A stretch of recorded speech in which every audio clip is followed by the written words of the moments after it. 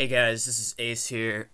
So I am making this video. I've actually been forced to make this video. I was really hoping that I wouldn't have to do this way, but I have been forced into a corner to do this because it seems that Red's Rhetoric, before he has even set the terms with me, has already decided that he has won this supposed bet. And I'm doing this to preempt him. I'm doing this to show that he very likely has not done what he has promised. And I'm also going to run through the mathematics that I have done, which I was not able to fully go through on the previous show. So this is the announcement video, supposedly. And this is actually exactly why I did not trust Craig with this money. This is actually exactly the kind of thing that I expected Craig to do.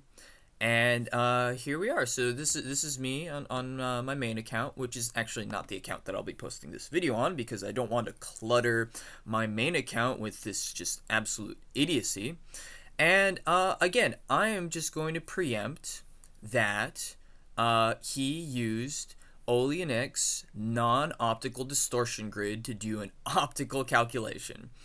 So here is actually a little write-up that I did on Imgur that details my argument. Well, I mean, it is originally only an X argument, but I expanded on it and did additional analysis. And oh man, look at that. That stage floor is just so obvious even from here.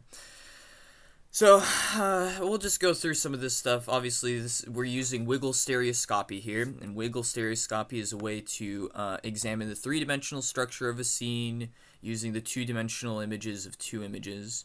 This is the MetaBank image with the link right here. Topographical map of the area, which the landing site is right here. Here's a zoom in on the landing site with the flag right here, and then that is the St. George crater, which is this this dark black crater right here that's supposedly six kilometers away. Here's an edited image that I made with St. George right here again. Right here with that dark crater. As you can see, it is about 6 kilometers away from what these topographical maps tell us. Just an overview. Here's that blue line.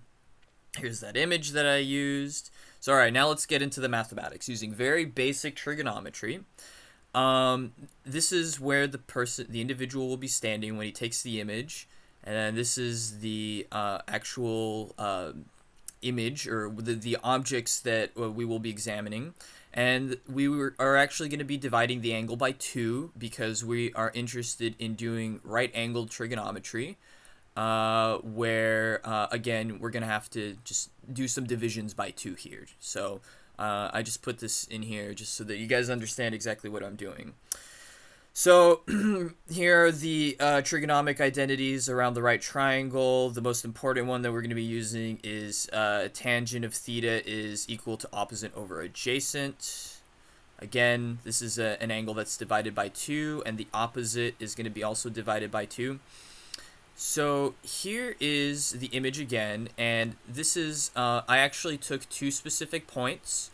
So there's going to be a little bit of involved calculation, but we'll go through each little bit of it. So we're going to take the known height of the lunar lander, and from the known height of the lunar lander and the known angle of the view of the lens, which is 40 degrees, we will be able to calculate the distance from the lens to the lunar lander, which is about 18 meters. And then when we know the distance from the camera to the lunar lander, then we know the approximate distance from the camera to this leg joint.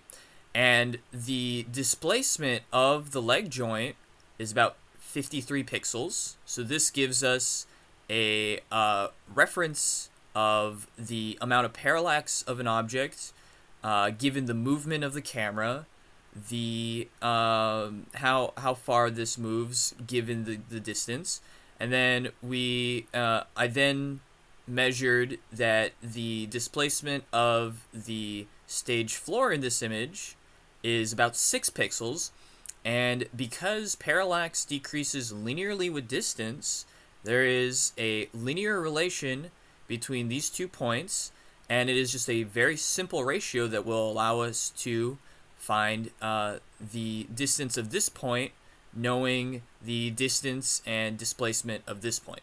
So let's do that. It's quite simple. So again, Apollo Hasselblad 60mm camera has an angle of view that's known to be 40 degrees. So to describe that simply, that's merely just the angle of view, which is just the distance between the edges of the image, because this is a square image.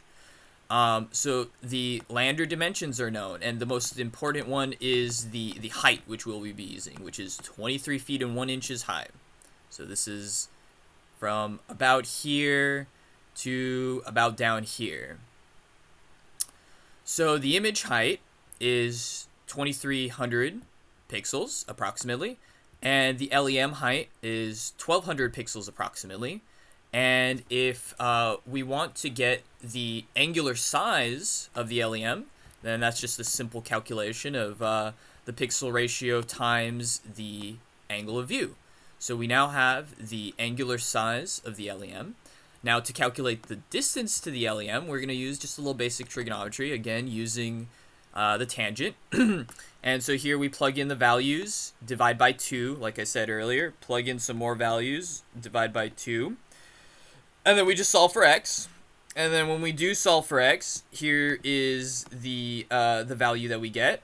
And that is equal to 18 meters. So the distance from the camera to approximately the distance to the LEM is about 18 meters. And I think that upon visual inspection, that seems about correct. So moving on. Okay, so now that we have the distance to the LEM, we can use the distance along the pixel shift of the leg joint which is point B, versus the pixel shift of point A, which is what we are interested in, because we are taking the pixel shift of point B and its distance, and then the pixel shift of point A to calculate the pixel shift to point A. So apparent parallax linearly decreases with distance, and this is encapsulated by this particular equation. So we have one unknown and we have 3 knowns. And this is a very simple equation. This actually just encapsulates the fact that parallax decreases linearly with distance. So from the metabunk image, taking the shift of point A, that's right below the discontinuity, we have 6 pixels. And the shift of point B, we have 53 pixels. And so that gives us a distance of about 166 meters. So we can see that the backdrop is, again, about 166 meters right here below this discontinuity. That is very clear that for some reason, I don't know, I don't understand why, Craig just can't see it. It's just so strange. And again, this is another thing that I detailed earlier, where, as you can see, these arrows are pointing to the right, and this arrow is pointing to the left. And this is because, as you can see, this image, when it flicks back and forth, it shifts. And this is contrary to the idea that this is an actual scene on the moon. So, knowing Red's rhetoric, he's going to beg and squeal and ask me to explain where I got this equation and what's the understanding of it. And I will actually explain that possibly in the next video, because you know what, Reds, let's see if you can figure this out. Let's see if you can find out why this equation works. Maybe you can find out the trigonometric intuition behind this equation. Maybe you're smart enough to figure it out. If you're not smart enough to figure it out, then I'll explain it to you in the next video. But for right now, I think that it's very clear that Red's rhetoric has definitely not, at least at this point, shown to my satisfaction the what he's claimed to. And I feel no obligation to give him the $500. Actually, given the calculations that I've shown in this video, I think that he is actually very much obligated to give me the $500. And again, I'm going to preempt Reds, and I'm going to say that he's going to use the image from Oleanek that had a distortion grid that makes the image, this back image, appear completely still. The idiocy of doing that, though, is the fact that it is a non-optical transformation. Oleanek used custom software that he wrote to essentially infer the three-dimensional structure of the image, and then to provide an inverse of that three-dimensional structure to validate his assumptions about the background. And this makes it unsuitable for parallax analysis, unlike something like the Metabunk image, which used only optical transformations and makes it still valid for optical analysis. So we'll see how this develops. I think that Reds is an absolute fool, and that he is going to just faceplant. And in the end of all this, that I will be taking the $500 from him. So we'll see how this develops. Thanks, guys.